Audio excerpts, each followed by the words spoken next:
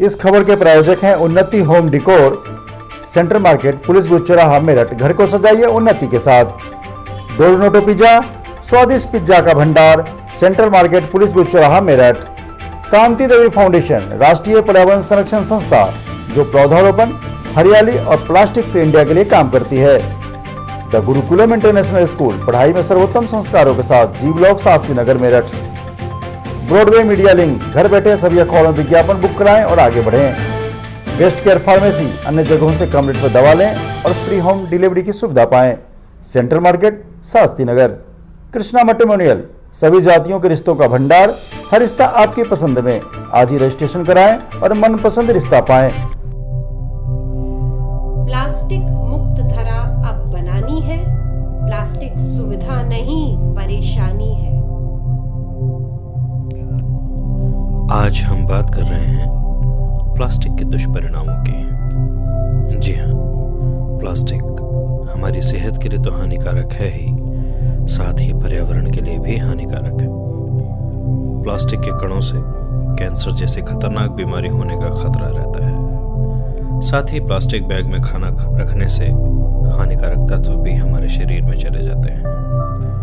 आने वाले समय में प्लास्टिक कोरोना व कैंसर से भी अधिक खतरनाक साबित होगा। इसलिए अभी से आप और हम सतर्क हो जाएं। मेरठ, दिल्ली व उत्तर प्रदेश व अन्य राज्यों में प्लास्टिक के इस्तेमाल पर बैन तो लगाया गया है, परंतु ये सफेद हाथी ही साबित हो रहा है। नतीजा 0।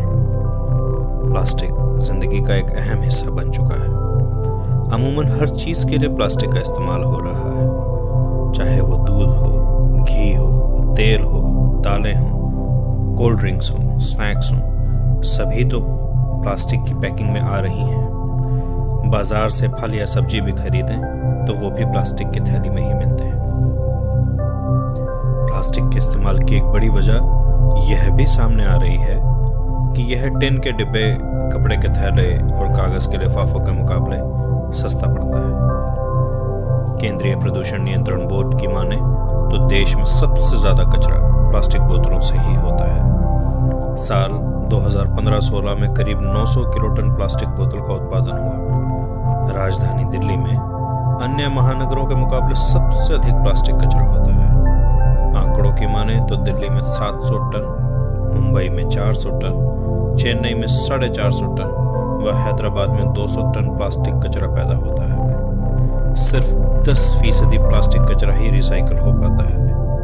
90% प्लास्टिक कचरा पर्यावरण के लिए नुकसानदेह साबित होता है। हमने प्लास्टिक फ्री इंडिया के लिए जो अभियान चलाया, देखिए इस तरीके से हम कपड़े के थैले वितरित करते हैं और सभी से आह्वान करते हैं कि सभी प्लास्टिक को छोड़कर इस थैले का प्रयोग करें, क्योंकि प्लास्टिक हमारे लिए इतनी हानिकारक है कि सभी लोग समझ नहीं रहे हैं। देखिए इस तरीके से मैंने सब्जी ली है। सब्जी वाले भैया ने मेरे को प्लास्टिक में देने की कोशिश करी है, लेकिन मैंने उनको मना करा है और समझाया भी है कि आप प्लास्टिक का इस्तेमाल ना करें। राष्ट्रीय पर्यावरण संस्था केडी फाउंडेशन की राष्ट्रीय अध्यक्ष, हम लोग बीते 3 सालों से प्लास्टिक मुक्त भारत अभियान के लिए सबको जागरूक कर रहे हैं। हम लोग प्लास्टिक को के जो नुकसान है उसको अवेयर करते हैं लोगों को कि प्लास्टिक यूज़ ना करें। हम संस्था द्वारा जो कपड़े के थैले बनाए जाते हैं, देखिए आप देख सकते हैं, ये बिल्कुल प्योर कॉटन के कपड़े के थैले हैं। हम लोग इस तरह से कपड़े के थैले बनवाकर सबको वितरित करते हैं, जागरूक करते हैं कि प्लास्टिक हमारे जीवन के लिए, हमारे पर्यावरण के लिए बहुत नुकसानदायक है। शायद अभी लोगों को एहसास नहीं हो रहा है कि प्लास्टिक से हमें क्या क्या खतरा हो सकता है, लेकिन आने वाले समय में हम अपनी पीढ़ी को दुख देंगे, अपने पर्यावरण को हानि पहुंचाएंगे और हम खुद को भी हानि ही पहुंचाएंगे। इसीलिए आप सभी से अनुरोध भी है और निवेदन भी है कि आप प्लास्टिक का उपयोग ना करें, कपड़े के थैले का उपयोग करें, किसी भी प्रकार के कपड़े का थैले का उपयोग करें, प्लास्टिक का उपयोग बंद करें। प्लास्टिक फ्री इंडिया के लिए भारत की प्रसिद्ध पर्यावरण संस्था कांति देवी फाउंडेशन बीते 3 सालों से सक्रिय है। सबसे पहले विशुद्ध रूप से कपड़े के थैलों को सिलवा कर वितरित करने शुरू किए।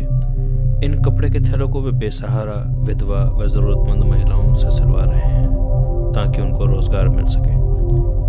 केडी फाउंडेशन के कपड़े के थैलों का लोकार्पण उत्तर प्रदेश के उप मुख्यमंत्री श्री केशव प्रसाद मौर्य ने किया था। उप मुख्यमंत्री केशव प्रसाद मौर्य ने केडीएफ क्लॉथ बैग की जमकर सराहना की थी और कहा था कि इस तरह विशुद्ध रूप से कपड़े के थैलों को उन्होंने किसी संस्था द्वारा पहली बार देखा है।